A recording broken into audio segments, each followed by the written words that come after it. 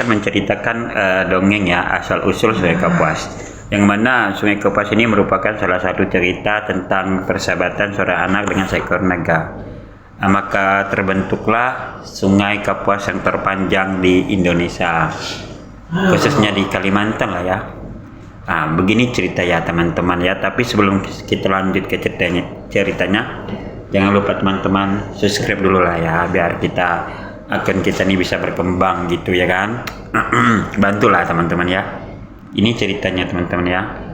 Dahulu kala, di sebuah perkampungan kecil di pedalaman Kalimantan, hiduplah seorang anak laki-laki yatim piatu bernama Utan. Utan adalah anak yang baik hati, cerdas, dan pemberani.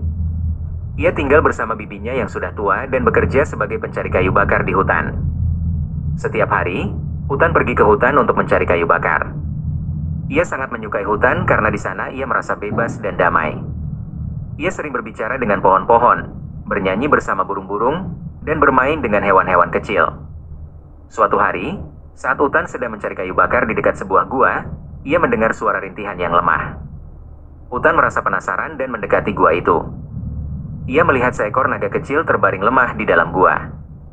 Naga itu terluka parah karena terjebak di antara bebatuan. Utan merasa kasihan melihat naga itu. Ia kemudian berusaha membebaskan naga itu dari bebatuan. Dengan susah payah, Utan akhirnya berhasil membebaskan naga itu. Naga itu sangat berterima kasih kepada Utan. Naga itu kemudian memperkenalkan diri sebagai Antang. Antang adalah naga penjaga hutan yang sangat sakti. Ia terluka karena bertarung dengan pemburu yang ingin merusak hutan. Utan merawat Antang dengan penuh kasih sayang. Ia memberikan Antang makanan dan minuman, serta mengobati luka-lukanya. Antang sangat senang dengan perhatian Utan. Ia merasa Utan adalah sahabatnya satu-satunya. Setelah beberapa hari, luka Antang mulai sembuh. Antang kemudian berkata kepada Utan, "Utan, aku sangat berterima kasih kepadamu karena telah menolongku. Sebagai balas budi, aku akan memberikanmu sebuah hadiah." Utan menjawab, "Aku tidak membutuhkan hadiah apapun. Aku hanya senang bisa menolongmu." Antang tersenyum.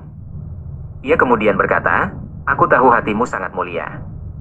Namun, aku tetap ingin memberikanmu sebuah hadiah. Aku akan mengabulkan satu permintaanmu." Utan berpikir sejenak. Ia kemudian berkata, "Aku ingin agar di kampungku ada sebuah sungai yang besar dan panjang, agar kami tidak kesulitan mendapatkan air dan bisa berlayar ke tempat yang jauh." Antang tersenyum.